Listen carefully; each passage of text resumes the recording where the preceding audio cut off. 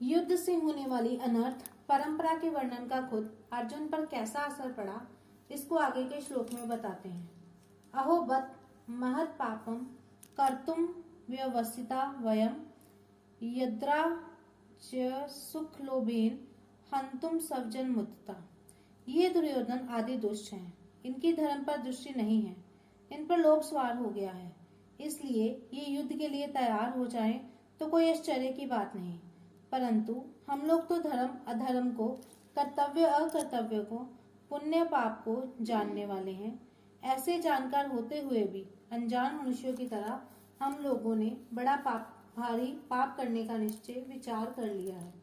इतना ही नहीं, युद्ध में अपने स्वजनों को मारने के लिए अस्त्र शस्त्र लेकर तैयार हो गए हैं।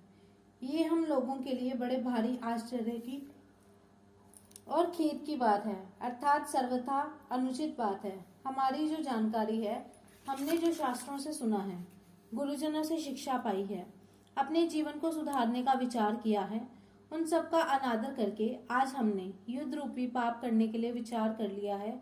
ये बड़ा भारी पाप है, महत् पापम। इस श्लोक में अहो और भत ये दो पद आए हैं। उनमें से अहो पद आश्चर्य का वाचक है।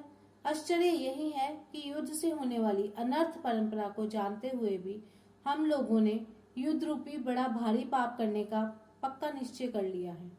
दूसरा पद खेद का, दुख का वाचक है।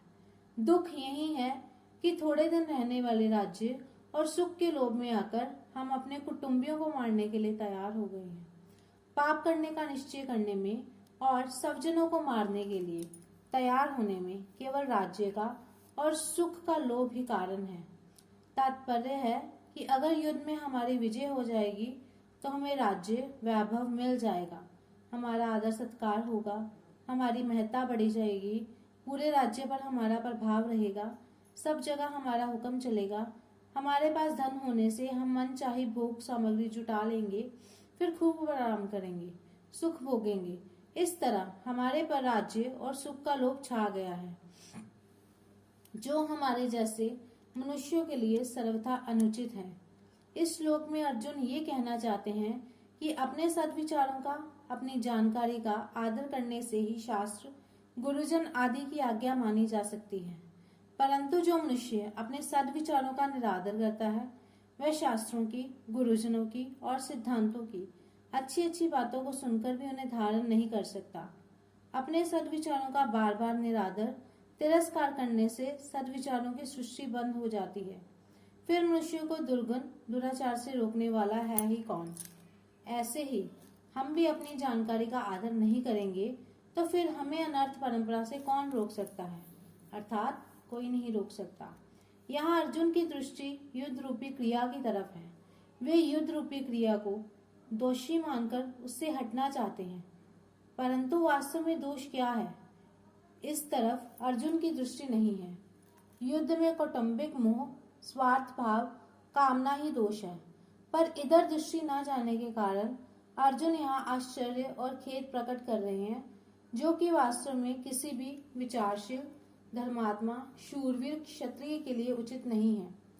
अर्जुन ने पहले 38वें श्लोक में दुर्योधन आदि के युद्ध में प्रवृत्त होने में, कुलक्ष्य के दोष में और मित्रद्रोह के पाप में लोभ को कारण बताया, और यहाँ भी अपने को राज्य और सुख के लोभ के कारण महान पाप करने को उद्यत बता रहे हैं।